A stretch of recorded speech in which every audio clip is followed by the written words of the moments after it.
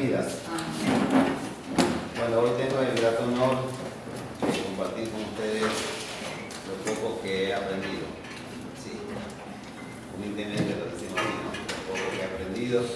Digo, Señor Jesús, de gracia te di, de gracia tienes que dar. Y antes de entrar a esta clase quiero explicarles lo siguiente. Voy a compartir con ustedes dos materias. Estas materias es lo que es hermenéutica y homilética. La materia realmente, la homilética, ella es una rama de lo que es la teología, pero es mucho más usada a nivel de teología pastoral, porque ella forma justamente parte de lo que es el área administrativa dentro de las congregaciones. Pero esta materia debería usarla todo predicador, pero lastimosamente hay predicadores en la calle, lastimosamente, tristemente, que no usan la homilética, y a veces encontramos un mensaje que comenzaron hablando de gracia y terminaron hablando de ensalada, de legumbres y todas estas cosas, por exagerar, porque no se basaron en una base, en un paréntesis, lo que es la homilética. Aproximadamente se cree que esta homilética cogió fuerza por el siglo XIX, porque los grandes investigadores, ya que Sócrates en los años 385, 386, aproximadamente usó mucho lo que es la homilética. Y en sí lo que es la homilética es el arte de expresar, de darse a entender el consejo. Entonces sacaron como resultado de Sócrates, que fue un gran pensador griego, que realmente en todos sus discursos la gente quedaba satisfecha, entendía muy bien sus enseñanzas. Entonces, por esta razón, los griegos tomaron como base en imponer dentro de la teología pastoral lo que es la homilética. Y la hermenéutica, por lo regular, siempre va cogida de la mano de la homilética. ¿Por qué? Porque la hermenéutica, ella se basa en lo que es la interpretación, a diferencia que la homilética se encarga de formar el esqueleto de un mensaje, de un sermón. Entonces, conmigo vamos, con la voluntad del Señor, a ver estas dos materias, pero les voy a planificar lo siguiente. Como el trimestre que corresponde para lo que es esta materia, me voy a fijar solamente en lo que es homilética por espacio de mes y medio. Un mes y medio vamos a estar viendo lo que es homilética. Concluimos la homilética e ingresamos al mes y medio más con hermenéutica, a fin de no cruzarlas y ustedes puedan canalizarla bien bonita. Pueden hacer preguntas tocante al tema, y si está a mi alcance, porque sabio es Dios, no habría inconveniente de responder. Tengan conmigo toda la confianza que pueden ustedes utilizar en cualquier inquietud para poder conversar sobre la materia. La forma en que yo voy a calificar esto, aparte de enviarles ciertas investigaciones, será su actuación en clase. Es decir, que cuando ustedes hayan concluido o estén a punto de concluir en el mes y medio lo que tiene que ver la base principal de la homilética, su trabajo será ponerse de pie frente al grupo y predicar un pequeño sermón.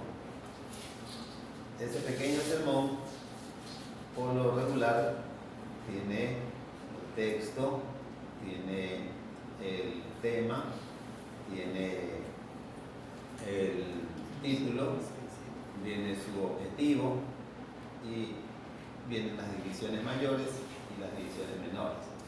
Hay aproximadamente entre unos 8 o 10 puntos que vamos a observar. Hay sermones, lógicamente, que tienen mucho más puntos que analizar, pero nosotros vamos a tratar de ir a los más comunes, a los que más se utilizan dentro de las congregaciones y especialmente a los que se utilizan en las predicaciones en la calle. Porque creo que debemos, me imagino que ya tenemos aproximadamente nosotros ya en cuenta de que hay una diferencia entre un sermón dentro de la congregación y un sermón en la calle. Entonces, a diferencia, como yo les decía, no hay predicadores que son invitados o ingresan a una iglesia, y toda la iglesia es cristiana y hablan como un mensaje evangelístico. Entonces, el mensaje, si es para una iglesia, tiene que ser un mensaje tipo doctrinal, o sea, enseñar tipo doctrina. Entonces, hay diferentes tipos de sermones que también vamos a ir sondeando, y el tema que yo voy a compartir con ustedes le va a dejar una puerta abierta, miren, una puerta abierta, porque lo que usted va a encontrar después de la voluntad del Señor aquí en este lugar es justamente una base para dar inicio, así como el hebreo que creo que comenzaron hoy día, Shalom, la torre, la cosa blanca, eso nada. Pero simplemente una puertita abierta y después ustedes empiezan y se van de largo, así como la música. Yo soy músico, me enseñaron solamente la basecita, pero yo toco muchos instrumentos y muchos ritmos. Quiero leerles algo importante que justamente hay recientemente estos tipos de investigaciones, dice acerca de la homilética. La homilética es una rama de la teología pastoral, la cual se encuentra y se encarga del estudio del sermón o el discurso religioso. Trata de manera principal sobre la composición, reglas, elaboración, contenidos, estilos y correcta predicación del sermón. No enseña cómo presentar, cómo elogia el estudio, sino un discurso religioso. Puede decirse, por lo tanto, que la homilética es el arte y la ciencia de predicar. Además del sermón, la homilética incluye otros tipos de discursos religiosos. Por lo general, son formas y exposiciones más completas y elaboradas para compartir los diferentes contenidos de la fe. La predicación o sermón homilético fue la principal forma de comunicar la fe utilizada por Cristo durante su ministerio terrenal. Sus apóstoles continuaron utilizándola con grandes resultados, según ha quedado registrado en los libros de los Hechos de los Apóstoles. Durante la época apostólica de la Iglesia cristiana, el apóstol Pablo fue sin duda el más destacado y prolífero predicador del Evangelio. En épocas modernas, la homilética recibe grandes aportes gracias a la obra de destacados autores y evangelistas, entre ellos Juan Wesley, Charles Spurgeon, Moody, y cuyos escritos se centraron en los fundamentos modernos de la homilética. Charles Haddon y Spurgeon publicó su obra célebre y sus discursos más a sus estudiantes, que han sido de gran ayuda para la comprensión de esta ciencia. Cabe mencionar la cual y la aportación de sus autores contemporáneos como Juan de, y bueno, no sé cuál sea ese apellido, Juan de, nomás sale aquí, Juan de Kreins, autor de la obra El Sermón Eficaz, el cual ha sido un texto base para el estudio de la homilética. Dentro de la homilética católica, la formación y la lectura, tales como la ley, y también en la Universidad de Yale, produjo un aumento en la atención que se presenta a la homilética y a los volúmenes publicados en esta serie y su fuente útil de información sobre la historia y la práctica de la disciplina.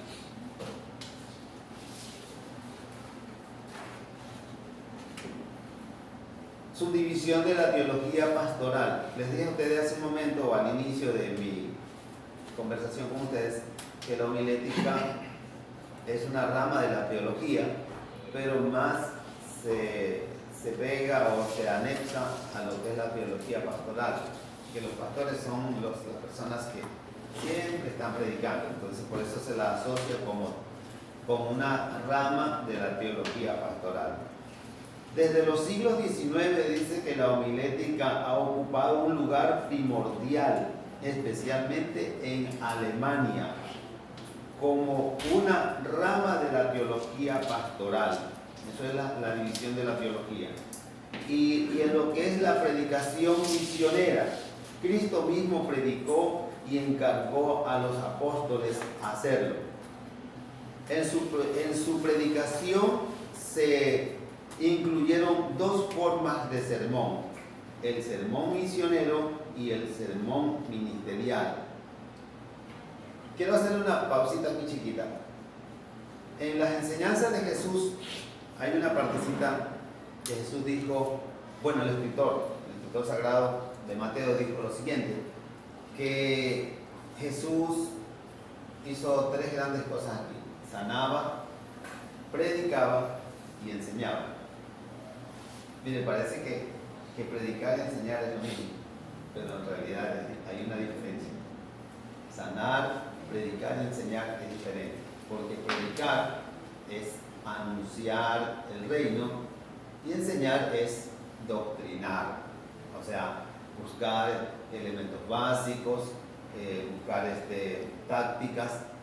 Y por lo regular, acuérdense que la mayor parte, casi el 99% de los sermones de Jesús siempre se basaron en ejemplos, tales como las 10 vírgenes, salió el sembrador a sembrar la buena semilla, y cada mensaje que él iba a explicar utilizaba como introducción algo que en ese entonces estaba muy vigente, ya sea de pronto hasta algún refrán.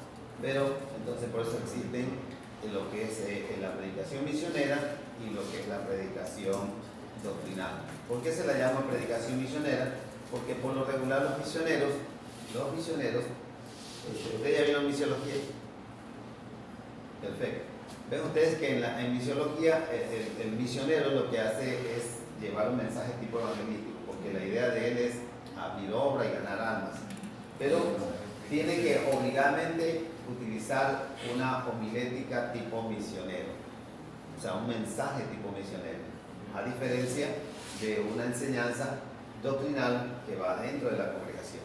Entonces, si yo tengo una actividad evangelística, el misionero, utilizando una teología tipo misionero, un mensaje tipo misionero o evangelístico, ganó muchas almas, qué sé yo, unas 40 almas, ganó para Cristo. Entonces su mensaje ahora tiene que estar basado en lo que es la doctrina, la enseñanza de la palabra. Entonces ahí vemos la diferencia entre los ministerios de Jesús, ¿no? Predicar, enseñar y doctrinar. Eso fue eso, o sea, predicaba y enseñaba. Entonces en lo que es la predicación está lo que es la enseñanza, ¿sí? Bien, antes de entrar en este libro interesante, noten ustedes lo siguiente. Esto yo lo hago en base a mi experiencia, de lo poco que he aprendido. Lo hago en base a mi experiencia. Sepan ustedes algo, que cuando nos preparamos en alguna materia y nos llenamos de conocimiento, saben ustedes que va en base a su experiencia, en base a su estudio, te puede sacar también su propio libro, ¿entiendes? Lógicamente basado en la enseñanza. Entonces te puede hacer un libro, puede sacar su propia teología en base a su estudio y a sus experiencias vividas, como lo hace cualquier persona que escribe un libro interesante. Entonces, yo tengo aquí algo que comparto en base a mi experiencia. Por ejemplo, principios de un estudio en lo que es la comunicación con Dios. En el literal A, por ejemplo, tengo dejar que el Dios grande sea quien ministre nuestras vidas cuando vamos a predicar. ¿Qué tengo como siguiente punto? Miren, nunca ustedes cometan el error, nunca cometamos el error de ver alguna falla en la iglesia, alguna anomalía, y de pronto nos toca predicar y hemos visto una anomalía y en base a esa anomalía vamos a predicar. Será el peor error que podamos cometer, porque la audiencia, el auditorio, va a juzgar mal, es decir, él o ella que está predicando es porque vio el problema que hay en la iglesia. Entonces, lo mejor será dejarse usar por el Señor. ¿Cómo nos dejamos usar por el Señor? Es sencillo. Solo oramos y le decimos: Señor, dame tú el consejo de la palabra. Me han solicitado para predicar y te pido que por favor me des la capacidad para hacerlo.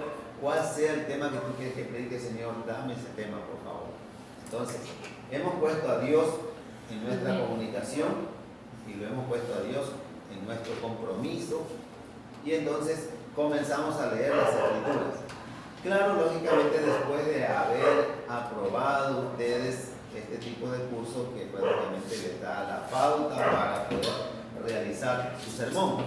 Entonces, una vez que ustedes hayan ya tenido pues, la iluminación de parte de Dios en base al tema que tienen que predicar, entonces comenzarán a utilizar la homilética para desarrollar su mensaje. Pero el Espíritu Santo de Dios ya les entregaría a ustedes, a mi persona, el versículo base que Él quiere que usted toque ese día. Cuando predicamos bajo la dirección del Señor, sabe que cualquier persona se acercará y lo abrazará y dirá: bien, buenas palabras, porque vino de parte de Dios. No vino por una idea creada por alguna situación que hemos pronto observando en nuestra congregación o amigos, ¿no? El púlpito, mire, el púlpito o el lugar donde nos ponemos de pie para expresar la palabra del Señor es tan sagrado también como nuestro propio comportamiento, de tal manera que el púlpito jamás en la vida lo utilicemos como un escudo. ¿Qué significa eso? Sin desmerecer, pero tristemente hay predicadores que cuando están detrás del púlpito ellos son más santos que la congregación. O sea, le dicen al pueblo: tú eres esto, tú eres lo otro, tú eres lo otro. O sea, le dicen de todo, pero ellos están en el púlpito y se los considera prácticamente como los santos o el santo de Israel.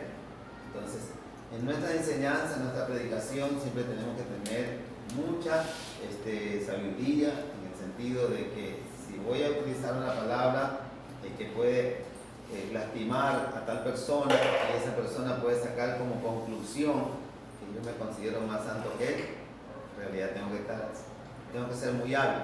Entonces, ¿cuál sería la palabra utilizada ahí? Sería: vivamos la palabra, hagamos esfuerzo para agradarle al Señor, o pidámosle en oración al Señor que nos ayude a seguir este camino hermoso. Incluirlo en ese. Claro, tenemos que incluirnos, porque la misma Escritura dice que el que está firme, de que no caiga. O sea, un día estamos acá y vienen pruebas, dificultades, de pronto es un momento que comenzamos a declinar. Y ahí es donde todos los que un día nos vieron detrás de un púlpito haciendo tanto alarde y considerando que la enseñanza estaba buena, pronto decimos: mire, ¿qué pasó? ¿Dónde quedó toda su enseñanza? ¿No? Pero, lógicamente, a veces lo hacemos no porque ya lo hemos premeditado, sino que lo hemos hecho en un sentido de ignorancia, simplemente no lo sabíamos. Pero en materia de homilética tenemos que aplicar esto, aplicarlo en el sentido vamos, sí podemos hacerlo, con el Señor todo es posible, si estamos caídos, de ahí nos levanta el Señor. Amén. El siguiente punto, que es parte de esta materia. El predicador debe ser ejemplo en su forma de ser. Es importante esto, ¿no? El predicador debe ser ejemplo en su forma de ser. Me acuerdo cuando estudiaba, no me acuerdo qué año era, no me acuerdo el año, y yo tuve un profesor que lastimosamente no me acuerdo su nombre, pero era un señor ya, un adulto mayor, y cuando yo estaba frente a él escribiendo, y escribía lo que él hablaba, él me llamó la atención fuerte, nunca me olvidé de él. Me dijo, alumno, se la miré, y me dijo, póngame atención, me dice.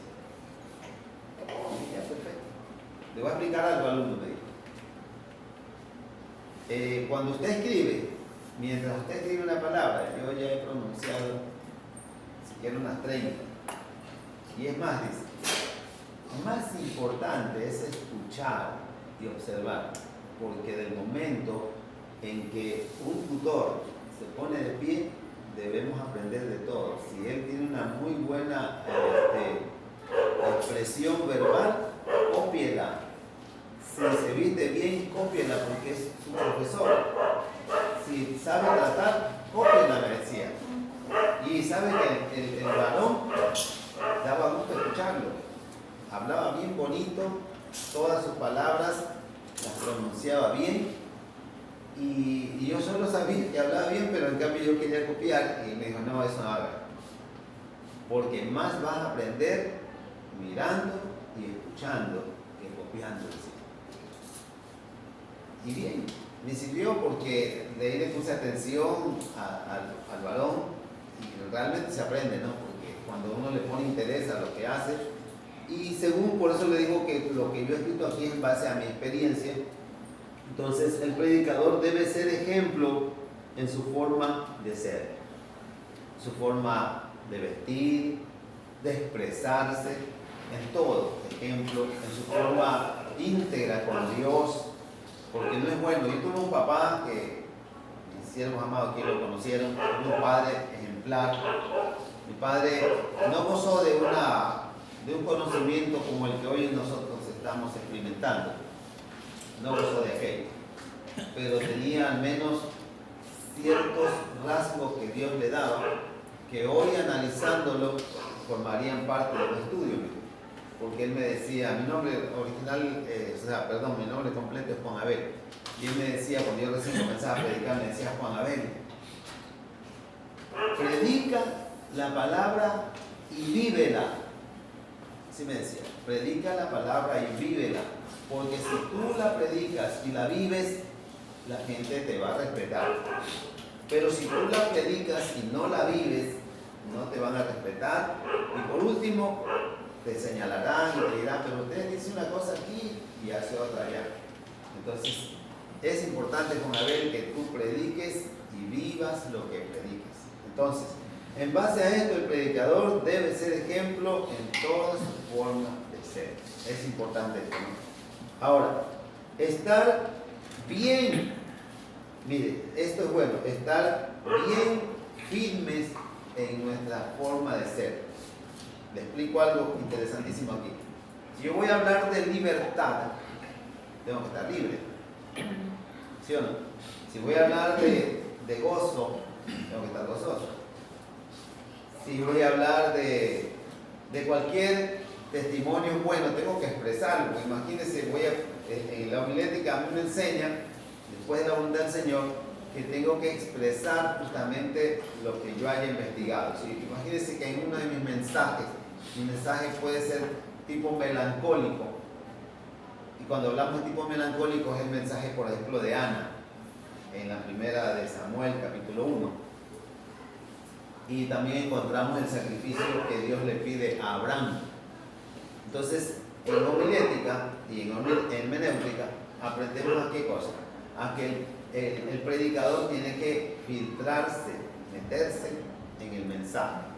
tal manera que si el mensaje es melancólico, yo no lo voy a predicar riendo, porque tengo que darle énfasis, estoy extrayendo una historia hermosa que denotó tristeza en aquel tiempo. Entonces yo también tengo que ponerlo justamente, mi rostro tiene que estar acorde con lo que voy a predicar. Si Dios le dijo a Abraham, dame a tu hijo en sacrificio, ¿y qué dijo Abraham? Iremos, adoraremos y volveremos.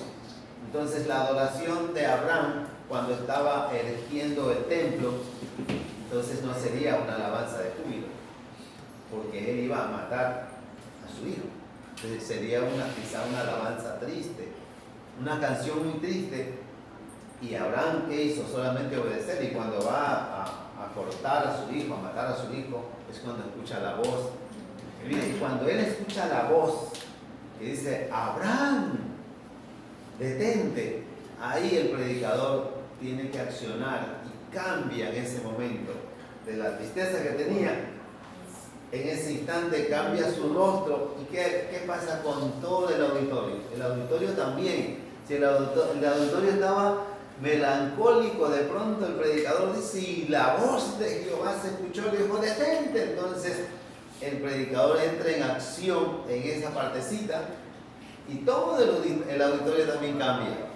Y de pronto la gente empieza a aplaudir al Señor porque impidió que un padre asesine a su hijo porque Dios se lo pidió. ¿Sí me entendieron esa parte? Listo. Otra parte interesante que un predicador debe utilizar mucho lo que es la oratoria. Oigan, creo que ustedes vieron oratoria, ¿no?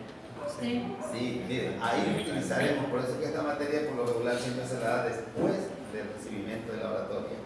Entonces, todo lo que ustedes pudieron aprender en lo que es la oratoria es bueno. No sé, con todo respeto que se merecen los predicadores, pero quizá ustedes hayan visto a alguien que toma un micrófono y lo agarran de acá, mira así. Y ahí están predicando, lógicamente, pero científicamente un micrófono tiene respiración alrededor y hacia arriba. Entonces, técnicamente debe estar a 4 dedos de distancia. 4. Y se escucha clarito. Pero si usted lo agarra de aquí, lo que va a escuchar es toda la fuerza de voz se va a encerrar aquí y usted, ciertas frases de pronto usted va a entender y otras no. Y es más, vivimos en un mundo en el cual tratamos cada día de civilizarnos y lo que podríamos recibir es crítica. Entonces los predicadores debemos cada día prepararnos para llevar el consejo de la palabra en la calle, en la esquina, donde sea, y que la gente, o de pronto nos escuche una persona preparada, un tipo que tenga la capacidad de dominar muy bien la oratoria, un orador que te escuche y de pronto decir, wow, qué bonito. Quizá no le llamó la atención el mensaje, tal vez le llamó la atención la forma de expresar y de hablar, pero ese fue el ganchito para que después se le escuche el consejo de la palabra. Entonces, es muy importante que en materia de homilética, lo que es predicación, utilicemos la oratoria. Saber tener. Sí, a ver, sí.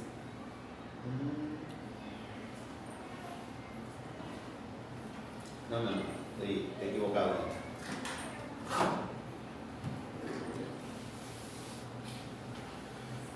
Listo. Estos dos últimos puntitos y concluimos aquí. Dice que un predicador debe conocer muy bien la Biblia. Muy bien. Es importante que un predicador conozca muy bien la Biblia. En materia de homilética, estamos viendo estos puntos importantes que nos van a servir lógicamente. Cuando hablamos de conocer muy bien la Biblia, la hermenéutica va a ser de mucha ayuda porque la hermenéutica nos va a ayudar a lo que es la interpretación. Yo les voy a poner un pequeñísimo ejemplo, miren. Creo que es en el libro de Mateo, capítulo 24, versículo 28, algo así, ya, casi al final. dice una frase así, miren. Lógicamente el capítulo habla acerca de la venida del Señor y habla acerca de los juicios que sucedieron en los años 70, cuando el general romano Tito destruyó y devastó Jerusalén, ¿no? Entonces hay cierta frase que dice: dos mujeres estarán en el campo, una será tomada, otra será dejada, una estará moliendo un molino, no sé. Bueno, y al final dice que como un relámpago que se muestra del oriente al occidente, así será la venida del Señor. Pero aquí hay algo interesante: al final de todo el capítulo concluye diciendo lo siguiente: porque donde quiera que exista un cuerpo muerto, ahí también se juntarán las águilas. Ojo con esto, bien interesante. Habla de la venida del Señor y de pronto se interrumpe el mensaje con una frase que parece que no encaja: por donde quiera que esté un cuerpo muerto, ahí también se juntarán las águilas. Y yo he escuchado de predicadores, hace un tiempo atrás escuchaba un predicador que decía lo siguiente, que el cuerpo muerto son las personas que se quedaron y las águilas representan los demonios que se los pueden llevar. Pero si vamos a lo que es la interpretación, la hermenéutica, el resultado es otro. Mire, el resultado, simple y sencillamente, lo que el predicador hizo fue sellar todo lo que él habló, y lo selló con un viejo refrán de ese entonces. Y ese viejo refrán, ¿sabían ustedes que fue tomado de lo que es el arte de la naturaleza, que no ha cambiado? Las águilas que siempre están volando, que nosotros le llamamos acá gallinazo. Creo que su nombre científico no es ese, pero bueno, no sé cuál será. Pero aves de rapiña, creo que le llaman, y son derivados de familia de no sé cuál, de las aves así que como niegan. Bueno, y saben que desde que fueron creados no ha cambiado su naturaleza. Siempre que hay un cuerpo, sí, que está en estado de composición, ellas siempre van a volar. Si usted ve que están haciendo círculos, téngalo por seguro 100% que debe haber un cuerpo, ya sea de ave o animal, en estado de composición, porque ellas fueron creadas como el tiburón para limpiar la tierra. Entonces, el versículo sencillamente lo que hace es cerrar y sellar lo que habló, que así como ese acontecimiento no cambia, es inmutable, tampoco va a cambiar lo que Dios mandó a decir. Sencillo, bien. Entonces, por eso yo les decía que como predicadores tenemos que conocer la Biblia. Porque si por algún motivo hay alguien que conoce de Biblia y escucha a otra persona diciendo que esos son los demonios que dan vuelta, simplemente fue una imaginación que se le vino a esa persona. Porque en materia teológica, yo le pregunto, por ejemplo, al siervo José Luis, ¿qué opina de un versículo?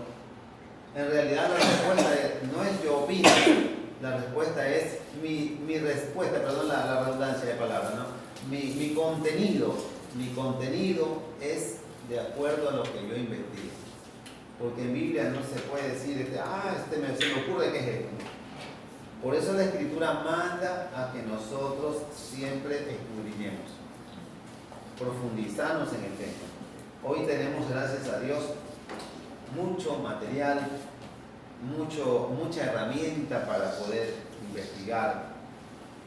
Usted ingresa, por ejemplo, al internet y busca esa palabra en el lenguaje original griego, qué significa, y tiene un desarrollo de un tema, lo saben perfectamente, ¿no? Hay otra frasecita que la comparto con ustedes como un ejemplo. Eso fue cuando hubo la guerra del pueblo de Israel no recuerdo cuál era cuando el sitio de Samaria, cuando fue sitiada la ciudad de Samaria. Samaria para aquel entonces era capital del pueblo de Israel, y Jerusalén era la capital, es la capital del pueblo de Judá. Los pueblos judíos, ¿se acuerdan cuando Salomón murió? Quedó su hijo Roboam, después vino a gobernar Jeroboam, que había huido para el desierto, bueno, sucesivamente, entonces se dividieron ahí, ¿sí? Las tribus, 10 se quedaron en el norte y solamente 2 para el sur, ¿no? Ahora miren qué pasa ahí. Babilonia sitió la ciudad, y cuando la sitió, las ciudades tenían una muralla que aproximadamente medían 6 metros. En sus 6 metros cerraron todo, no dejaban salir. Los víveres que tenían ellos ahí, se gastaron y no podían salir de la ciudad. Ahora comenzó el hambre, que la cabeza de un asno, tenían que comer asno. Dice que llegó a costar 80 piezas de plata. Increíble, una cabeza de asno. Es más, el asno no era un animalito apto para el consumo. Y ahí viene esa frasecita de él. Y ¿cómo que dice la frase? No recuerdo la cantidad, bueno, la cantidad es que se me escapa en este momento. Cuando dice estiércol de paloma era vendido por tanta cantidad, qué sé yo, el peso, no me acuerdo el peso que dice ahí, ¿no? Pero dice que era vendido, el estiércol de paloma era vendido en tanto. Entonces, si nosotros vemos el pasaje bíblico, y si yo le hago la pregunta a usted en este momento, lo primero que me dice, quizás si la sabe bien, gloria a Dios, y si todavía no la sabe, usted lo primero que se le va a ocurrir cuando dice estiércol de paloma es los desechos orgánicos, ¿sí o no? Lo que bota después que haya trabajado el sistema digestivo de la palomita y lo que no sirvió, y eso le llamamos estiércol, ¿sí o no? Y había predicadores que dicen, no, pero Israel cayó tan bajo que comía hasta estiércol de paloma. Pero no fue así. Era una plantita, una semillita que crecía y en la parte superior se parecía, parecido a la florcita a un estiércol de paloma. Hablan así como el ligüito, así se llama, y unos tomates chiquititos. Entonces, en época de abundancia nadie le ponía atención a esto, pero en escasez cosechaban eso y eso vendían y se lo servían. Entonces ellos se servían y lo tomaban como alimento, ¿sí? Lo tomaban como alimento porque realmente era una plantita que ese era el nombre con la cual se la conocía, el paloma. Pero imagínense si voy a predicar un mensaje y yo desconozco de su significado, de la palabra, y voy a cometer locura, me pongo de pie en el púlpito y voy a decir, voy a degradar tanto a Israel que tuvo que comer estiércol de paloma, y le voy a enseñar a la multitud que comió estiércol de paloma, o sea, la primera palabra que se nos vino a la mente. Y en realidad no fue así, fue una semilla de una plantita. Entonces, por eso aquí en mi poca experiencia, que yo pongo como ejemplo, que un predicador debe o debemos conocer bien la Biblia, bien. Cuando vamos a predicar, sacamos tiempo para mirar bien qué es lo que vamos a predicar, porque así como la medicina avanza, así como avanza la tecnología, también avanzan los estudios, y no es bueno que nos quedemos con un estudio completamente en la antigüedad y de pronto no en su base de investigación. Y la última es que la predicación es una gran responsabilidad. Esa es una gran responsabilidad que tenemos todos nosotros, amados, en lo que es la predicación. Hay que entender algo interesante. No todo el pueblo del Señor nace para predicar. No todo el pueblo del Señor nace para predicar. Amén.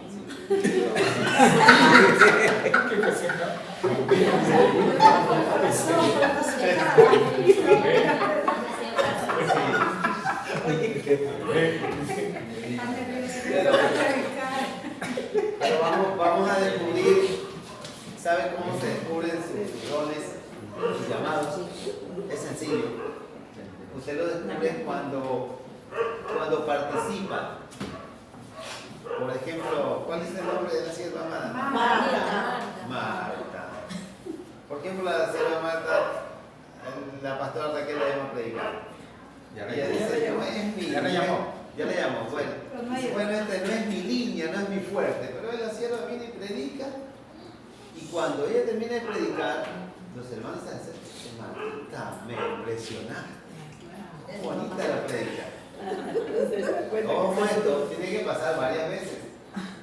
Entonces, en otro momento, vuelve a ser invitada, porque la uno de pronto puede ser coincidencia. Y de pronto, el siguiente mensaje salió mucho más agradable, estaba más sustentado. Marta, qué belleza, yo no sabía que tenía escondido su potencial. Vuelve, tercera y cuarta vez, y lo mismo, no, ya que hay un llamado. ¿Sí me entiendes? Así se descubren los llamados. Si en el canto, en la consejería, en la predicación, en todo, así se descubre. Pero si no le dicen nada, no esperen un reconocimiento, ni un elogio, no. Si no le dicen nada, tranquilo, ¿no? Ya en base a lo que estamos en este momento analizando, te dicen, no, creo que tenemos llamado. Nadie me dijo nada. Pero si todos los que estamos aquí, porque es la primera vez que va a predicar, si todos los que estamos aquí le decimos ese día, ella va a saber que tenemos compinchado. Todavía no vamos a predicar. No, pues sencillamente ustedes sean sinceros. Discúlpame, Martita, pero nomás le hablaba sus felicidades nada más, pero no le digo nada más. Sigue orando, sigue orando. Que ella es de oración. Amén. Bueno, existen llamados a las predicaciones, existen llamados al evangelismo, como existe llamado al predicador de enseñanza. Son diferentes cada uno. ¿Por qué? Miremos por ejemplo, las cualidades de lo que es la predicación evangelística y la predicación doctrinal de enseñanza. En los 5 ministerios del Señor Dios Todopoderoso, miren, los 5 ministerios que habla el libro de Efesios 4:8, instituyó 5 ministerios, a uno evangelistas, pastores, apóstoles, maestros, me falta uno, profetas. Entonces cada uno tiene una profesión, cada uno, es increíble, cada uno tiene que perfeccionarse en su llamado. Pero yo solamente voy a sacar el resultado nomás del pastorado y el evangelista, ya, sí, o el predicador. El mensaje del pastor, su mensaje siempre será basado en el cuidado de su rebaño. O sea, él va a cuidar, su mensaje será alerta, estate siempre motivado, no te quedes, levántate, siempre va a estar. Y dándole a entender que el mundo lo puede atrapar y que esté alerta. A diferencia del mensaje del predicador, dice que el mensaje del predicador en cambio es diferente. Ese mensaje del predicador, del evangelista, muy bien preparado, una muy buena oratoria, un buen sermón, ¿sabe qué sucede? Dice que su mensaje traspasa el alma como una saeta que se usa a los vientos. Usted siente, cuando usted está que llora y llora, y es porque la palabra de Dios ingresó por medio del llamado del predicador. Entonces, no todos son predicadores de actividades evangelísticas y no todos tienen el llamado también a la enseñanza, a la doctrina. Entonces, hay diferencias grandes, ¿sí? Otra cosa que también quería decir, que una de las características de los evangelistas, a veces nosotros estamos equivocados, se lo digo en base a la enseñanza. Pensamos que evangelista es el que más grita, ¿entiendes? Pero el evangelista no es el que más grita, es sencillo. El evangelista de pronto puede tener una voz muy suave, un poco apagada, pero si su mensaje le llegó, ese mensaje evangelístico, wow, dice, ese tipo de evangelista es un evangelista. Y a veces nosotros decimos que no, te presentamos, inclusive llega a la campaña, se sube ese varón, ni siquiera se plana en la plataforma, y ese evangelista, aleluya. Y cuando tu papá dice hermano acá. Entonces no, existe esa diferencia, sí. Existe esa diferencia. Claro está que hay evangelistas que también gritan, pero tienen su mensaje centrado. Y hay otros que no gritan y no tienen ningún mensaje centrado tampoco. Listo. ¿Alguna pregunta hasta ahí, Santísimos? Yo sí. ¿Cuándo yo voy? Yo sí, mira, Martita, también lo Sobre lo que usted acaba de decir ahorita de los ministerios que tienen evangelistas, pastores, maestros, pero hay hermanos en Cristo que tienen más de uno de esos ministerios. Pueden enseñar como pueden predicar y también pueden ser como evangelistas, ¿verdad que sí? Sí. Yo humildemente ejerzo la docencia de años. Saben que vengo dando clase desde que me gradué de bachiller en ciencias bíblicas. Yo daba clase en Daule y ahí estuve como 2 años. Después Dios me dio la oportunidad de capacitar a mi propia organización y le digo que me agrada, me gusta. Creo que me desarrollo como pastor.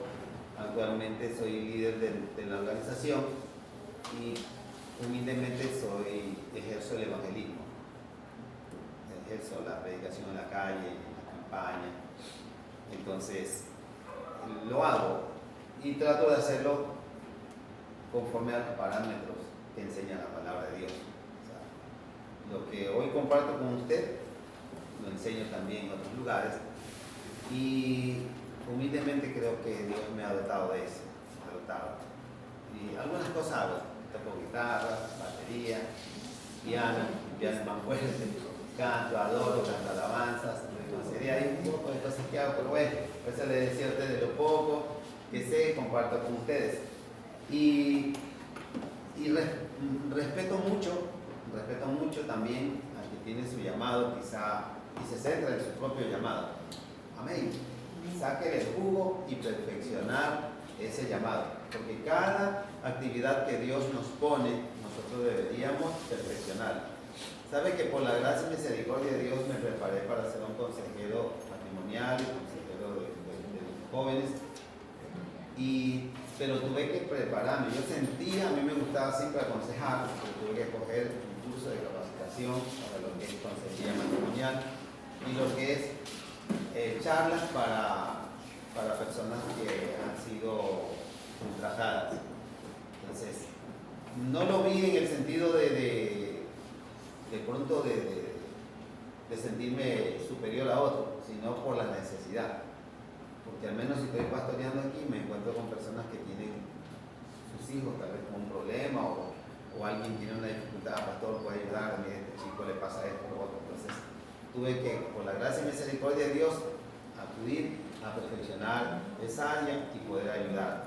Porque no es justo que un pastor está ministrando y alguien le llega con problemas y dice, bueno, yo no te puedo ayudar, ándate a otro lado o busca a otro lado. El pastor, al menos el pastor, yo creo que debería prepararse en toda área para poder ayudar a los que se congreguen. Amén. ¿Alguna otra pregunta? ¿Cómo yo podría saber, por ejemplo, que se va a dar un evangelismo? Y se me ocurre, te dice el pastor, el líder, ¿sabes qué? Tú estás en el equipo de evangelismo, tú vas a dar un mensaje de evangelismo. ¿Cómo yo puedo saber cuál es el tema? O sea, tengo claro la parte que usted explicó al inicio, es lo que yo siempre digo, ¿no? Uno va primero a buscar la dirección de Dios.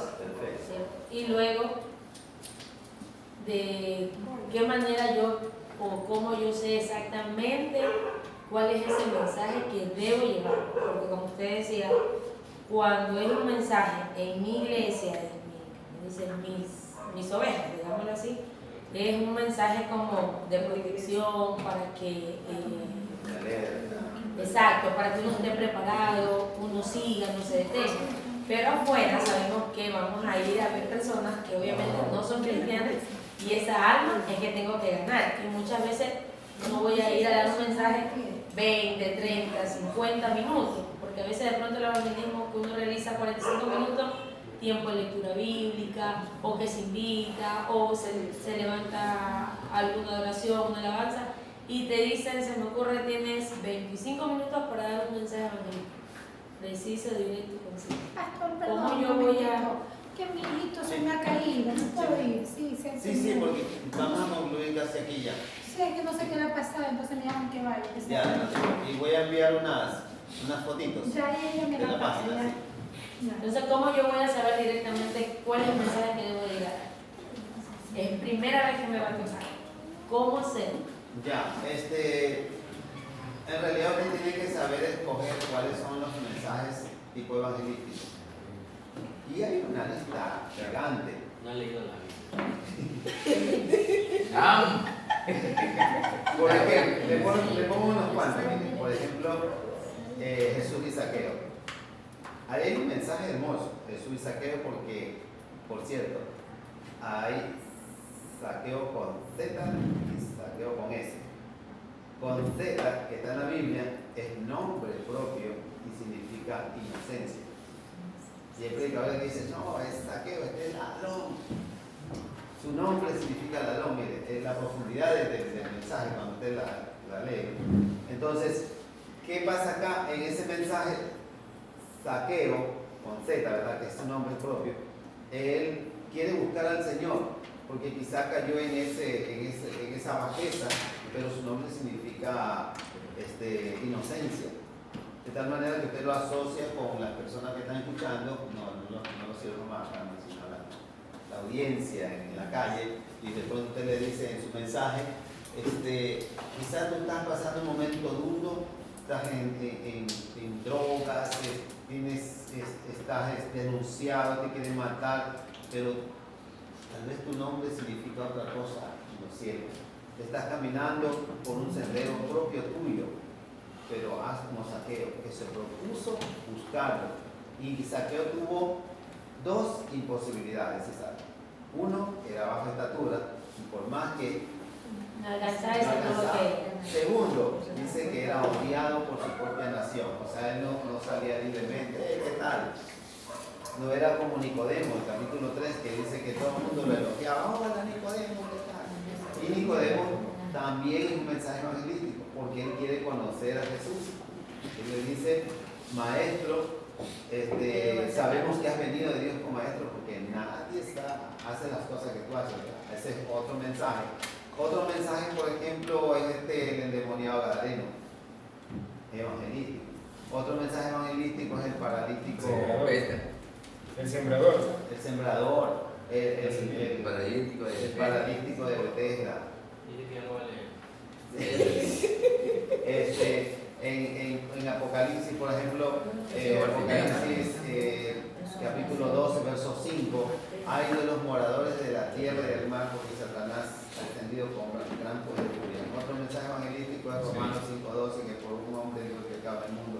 Otro mensaje evangelístico es Romanos, para el versículo. Romanos 5, bueno, no me acuerdo el versículo, pero dice, más Dios muestra su amor para con nosotros.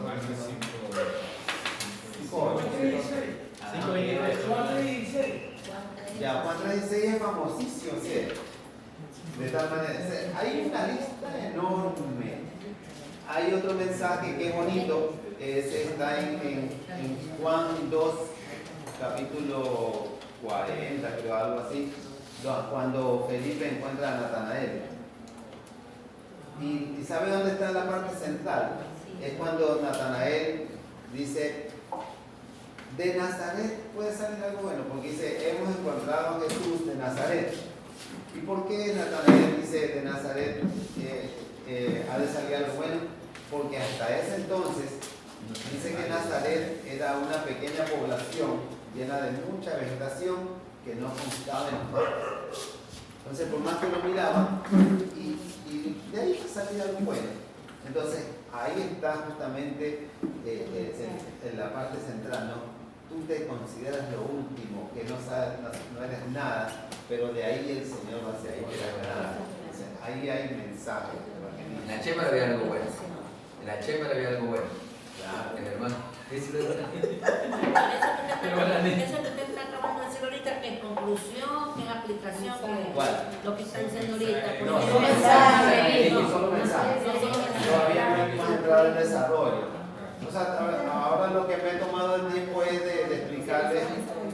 Pero sí, ya Para que ella lo la- desarrolle, lo que ella lo sí, ya la siguiente clase ya vamos a hablar de lo que es ya el desarrollo, cómo ir formándolo, porque tengo que canalizar bien, porque son un mes y medio que tengo que. Ustedes en un mes y medio deben concluir bien bonito y saber cómo hacer su mensaje, y el Espíritu de Dios les dará todo cuanto más puedan O hacer. sea, nos va a enseñar cómo preparar un mensaje evangelístico y un mensaje doctrinal. Sería cuando uno da un mensaje a la iglesia. Así lo clamamos. Una pregunta más de las dos materias con cuál vamos a empezar. Como Primero homilética, el mes y medio. mes y medio Es porque la otra es como que la interpretación. Sí. Acá necesitas plasmar bien primero todo Mira, lo la que. hermenéutica es todo lo que tiene que ver con interpretación. Va a dar 2 horas de homilética. Sí, van a ser Son Hay los que dos llevar tiempos la sal. homilética, ¿no? ¿Perdón? O sea, son los dos tiempos que Sí, antes perfecto. solo va a ser una Sí. sola homilética. Me interesa, le estaba analizando para que le tomen más tiempo ustedes, más atención, más tranquilidad, y de pronto no un pedacito más y se van a casa, ¿entienden? El asunto es que aquí mismo ustedes pueden hacer. Ya que las dos van juntas. Sí, claro, no puede haber, mire, increíblemente, ahora que ustedes ya están más o menos sondeando, que la interpretación que forma parte de lo que es la materia hermenéutica no puede estar desligada.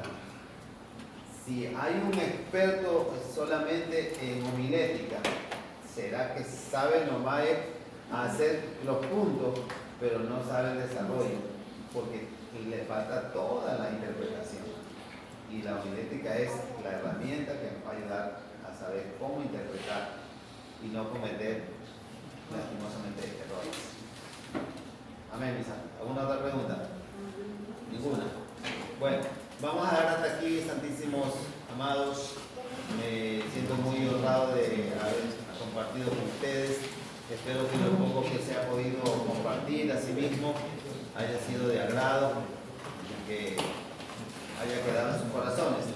Al final de esta clase, yo solo quiero, escúchenme esto, este es uno de mis métodos, es preguntarles a ustedes solo una palabra que recuerden de lo que hablamos. Una palabra, aunque sea, de todo lo que hablamos. ¿Qué recuerdan? Mientras se prepara el resto. No, pero mayormente usted ha dicho Una palabra. La diferencia entre predicar y Ya listo. Sí, bien. A ver. Que la homilética es una rama de la teología natural. ¿Ustedes? la hermenéutica, que el arte de interpretar bien. La hermenéutica, sí. ¿Usted? ¿Alguien más? José Luis. Que bueno, nos ponemos ¿Alguna palabra que al recuerde de lo que frente. hablamos? Que el predicador tiene que diferenciar. Que cuando pasemos al frente al púlpito, no nos paremos ahí como para coger el púlpito, y si estamos conociendo alguna situación que hay en la iglesia, no usar ese mensaje que vamos a llevar como para hablar acerca de lo que hemos visto o sabemos. Y que también el predicador debe ser ejemplo en lo que dice, en lo que predica, debe de ser ejemplo también al hacer. Vivir lo que se predica. Vivir lo que usted diga. ¿Usted me Saber dice? de la Biblia. Leer la Biblia, hermana Gui. La hermenéutica es la ciencia de la interpretación. El término etimológico se deriva del verbo griego hermeneuta, que significa explicar, traducir, interpretar. La hermenéutica se aplica en el campo de la teología cristiana. Tiene por objeto cuidar los principios y normas que han de aplicarse en la interpretación de los libros de la Biblia. Amén. Lo que decía al inicio, que creo que es lo principal, que sea el Espíritu Santo en nosotros, diciéndolo con mis palabras, que es lo que le entender, para poder ir con el mensaje al hermano, que se vaya a predicar a la iglesia o a la parte evangelística que vaya a hacer. también la predicación es una gran responsabilidad. Un tema de predicación. Que si sabemos solamente la homilética y no solamente podemos hacer el bosquejo, pero también tenemos que saber la hermenéutica para dar una correcta interpretación. Amén. Hay otra materia, debe ser. Sí, o sea, la diferencia es que cuando uno ya vaya a predicar, que tenemos que distinguir cuando es una para evangelizar a la persona y o si no, y lo tengas cuando es en la iglesia. Amén, sí, sí, porque hay mensajes que es para la calle y otros para la iglesia. Sí. Se denomina mensaje cristocéntrico. Ese es cuando. Sí, ese es un campo en la parte de la calle y se basa su mensaje en Cristo Jesús. ¿Por qué le llaman Cristo Jesús cristocéntrico? Porque hay veces que se está obviando el nombre de Cristo y la gente está poniendo su propio testimonio. Yo hice esto, y no habla nunca de Cristo. Y ese mensaje cristocéntrico es solo para Campo Blanco cuando uno sale a la calle, No, pues sí, claro. Sí, bueno, hemos llegado entonces a la conclusión de este día hermoso. Vamos a orar. Quiero orar para agradecerle a Dios por su asistencia y por haber llegado a tocar este tema muy importante. Sí, vamos a orar, Padre eterno, en el nombre de Jesús. Te doy gloria, honra y alabanza. Te doy gracias en esta hora bella. Gracias por permitirnos estar aquí con tus siervos. Permite que asimismo todo lo que se haya hablado, lo que se haya, Dios mío, puesto en manifiesto, quede atesorado en los corazones de cada uno de tus siervos, Padre. Ahora nos toca retirarnos. Por favor, llévanos con tus bendiciones a nuestros hogares. Tu paz estará con nosotros. Gracias, Señor, en el nombre de Jesús. Amén y amén. Bueno, que vayan aprendiendo, poniendo en práctica, ¿no? Shalom, shalom. De Ramón, de Chulán. Sí.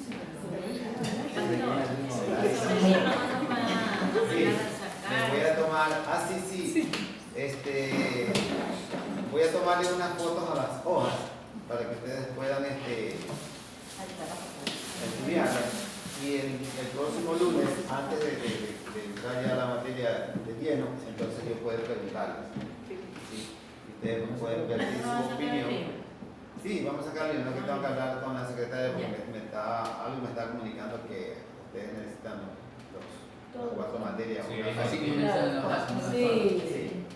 Entonces, eso voy a hacer si Dios me lo permite. Y qué más, creo que nada más. Así, bueno, les animo a que le pongan mucho amor a lo que es el hebreo. Es interesante, es bonita. Y nunca se desanimen, solo la clave de eso nomás está en el alfabeto, nada más, está en el alfabeto. Y listo, y el resto. ¿Lee la Biblia? Sí.